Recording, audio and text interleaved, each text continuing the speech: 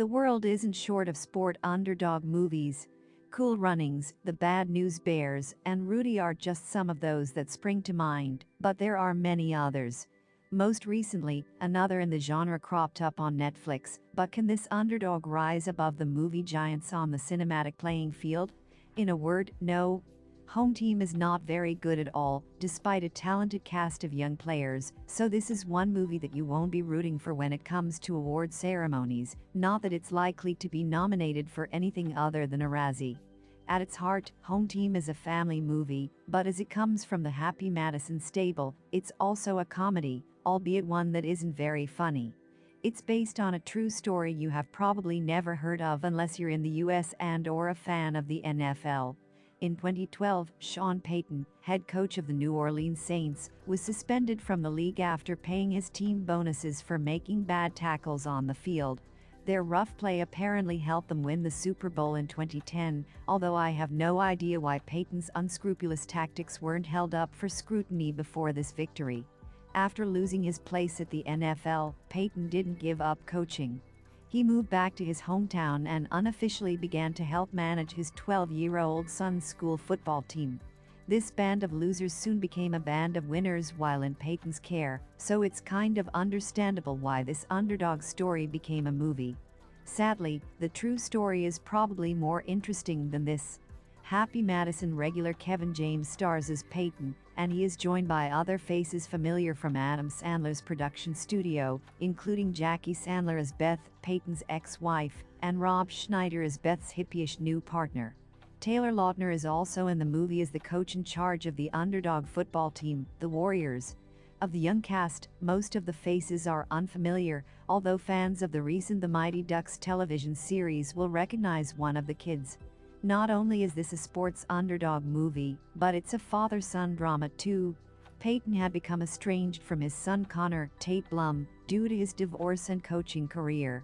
But as the two finally get to spend more time together, the inevitable happens, and the two start to reconnect. In theory, their scenes together should be quite touching, but as there is nothing in the script to really make us care for either of them, you are unlikely to shed a tear when they finally bond. It's also hard to care about what happens on the field. The Warriors are the worst team in the junior league, but they aren't populated by the usual group of misfits that you will often find in a movie of this sort. Instead, they are just below average players with very few character traits to make us warm to them. The young actors are fairly talented, but as most of them are given very little to work with, they don't make much of an impression. The same applies to the older members of the cast. I'm not a huge fan of James or Schneider, but they can be funny with the right script. Sadly, there is nothing in this movie to raise a chuckle as the jokes fall flatter than an untalented player trying to score a touchdown. Of course, it's a surprise that this is a comedy at all, as the true story behind it could just have easily been a moving emotional drama, despite Payton's wrongdoing. With actors as capable as Dennis Quaid or John Goodman in the lead, this could have been a very different movie. Instead, we have another laugh-free comedy from Sandler's Happy Madison Productions that is on a par with the rest of the studio's output, such as The Ridiculous Six, Jack and Jill, and Grown Ups. Are there any redeeming factors? It's hard to think of many, although Taylor Lautner does what he can with his underwritten role. If ever there was an underdog, it's him, as he is a better actor than many give him credit for. It's just that the scripts he has been handed have mostly been terrible. He has had very few opportunities in Hollywood to really shine, but the BBC comedy Cuckoo proved to the world, or to me at least, that he was actually a capable performer. If you have seen any underdog movie over the last few years, you will know exactly where this one is heading. The Warriors rise up the league thanks to Payton's expertise, and the ragtag team become more confident in themselves as a result. Unfortunately, the gross-out humor and tired sporting cliches undermine what could have been an inspirational movie, so what we are left with is a half-baked comedy that drops the ball on more than one occasion. Home Team is the latest Netflix movie from Adam Sandler's Happy Madison Productions. It's based on the true story of Sean Payton, who was kicked out of the NFL for wrongdoing, and who then went on to co-manage his 12-year-old son's losing football team, the Warriors. Kevin James stars as the disgraced coach, alongside Taylor Lautner as Troy Lambert, the team's official coach, and Rob Schneider as the new-age boyfriend of Payton's ex-wife. New Orleans Saints coach Sean Payton is suspended from the NFL for paying his team to make bad tackles on the field.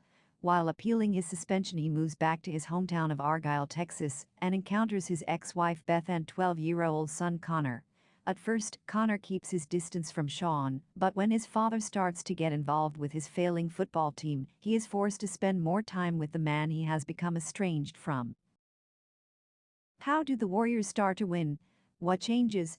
The Warriors lose every match they play, but when Sean suggests a new game plan to Troy, the team eventually score their first touchdown. Sean starts to co-manage the team, and thanks to his expertise, they rise up the leagues. Against all the odds, they make it to the final game of the season, where they have to face the Porcupines. Will they beat their prickly opponents and win the championship? Do the Warriors win the championship? The Warriors begin the game well and score the first touchdown. But when the Porcupines start to take the lead, Sean implements new tactics to turn the game around. He benches the defenders and instructs the offensive side of the team to run both offense and defense. This sucks for those who have to sit the game out, including the unconfident Harlan, who hasn't been given the opportunity to play all season. By halftime, the players are tired, and Connor accuses his dad of caring more about his need to win than the needs of the players. The confrontation becomes a heated one, and Sean realizes that his desire to win is interfering with the relationship he is trying to build with his son. With only a few seconds left to finally win the championship goal, he finally gives Harlan a chance to play. Harlan kicks the ball, but it flies too high, hitting the scoreboard and causing sparks to fly as it malfunctions. Because of the misplaced kick, the Warriors don't win the game. But because they have managed to shut down the scoreboard, they have gained a minor victory because the Porcupines don't get to see their winning score. The fact that they have won the runner-up trophy also gives them a reason to celebrate, as getting into the final game once seemed like an impossibility. Do Sean and Connor reconnect? Yes.